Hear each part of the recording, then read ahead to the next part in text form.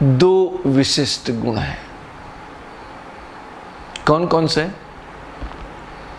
जब आप जल ग्रहण करते हैं तो एक विशिष्ट मधुरता का आनंद प्राप्त होता है।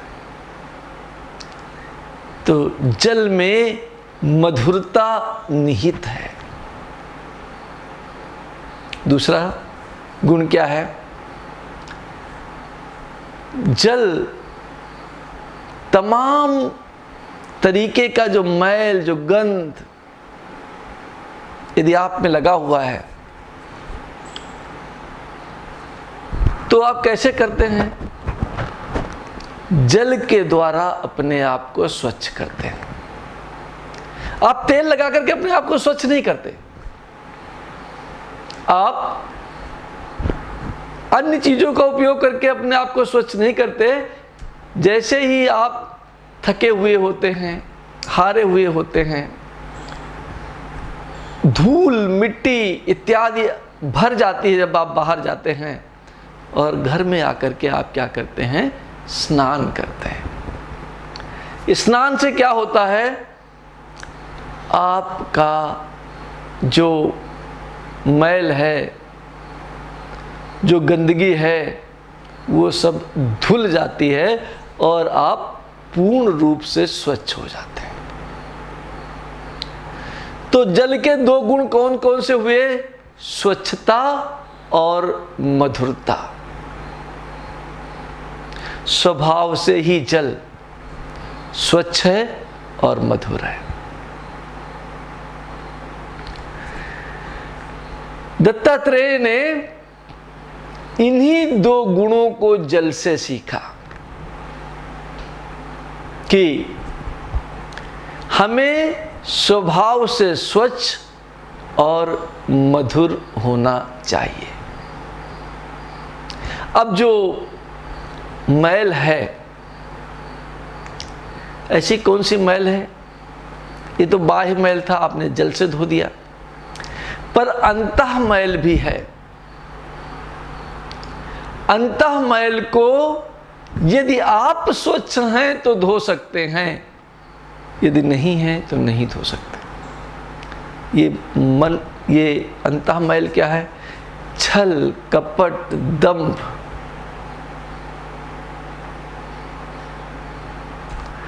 ये जो छल, कपट, दंभ के माध्यम से हम दूसरों का अहित करते हैं, इसको हम धो डालें। जब आप जल स्वरूप होंगे, जल से स्वच्छता को ग्रहण करेंगे, तो आप अपने अंतःकरण को स्वच्छ कर देंगे। छल नहीं होगा, दंभ नहीं होगा, कपट नहीं होगा, अहंकार नहीं होगा। और जब ये चीजें नहीं होंगी तो जैसे जल है, स्वच्छ भी है और मधुर भी है, जैसे ही आप अपने आप को स्वच्छ करेंगे, मधुरता स्वतः आने लगेगी।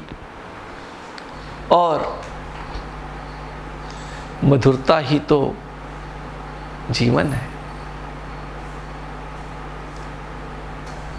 देखिए, मधुरता का कितना महत्व है हमारे ग्रंथों में, आप इस बात से इसका अनुमान लगा सकते हैं। सत्यम ब्रूयात प्रियम ब्रूयात न ब्रूयात सत्यम अप्रियम। सत्य बोलो, पर सत्य भी मधुर बनाकर बोलो। ऐसा सत्य भी न बोलो जो मधुर न हो। चुप हो जाइए। ये नहीं कह रहा हूं कि झूठ बोलिए, बोलिए ही मत, बोलिए ही मत। मौन बहुत अच्छा गुण है। तो सत्य बोलें और प्रिय बोलें।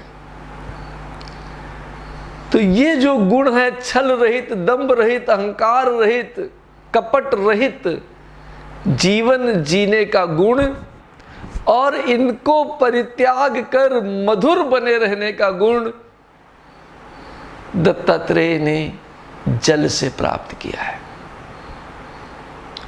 और ऐसा नहीं कि दत्तात्रेय ने ही जल से प्राप्त किया है, हम सभी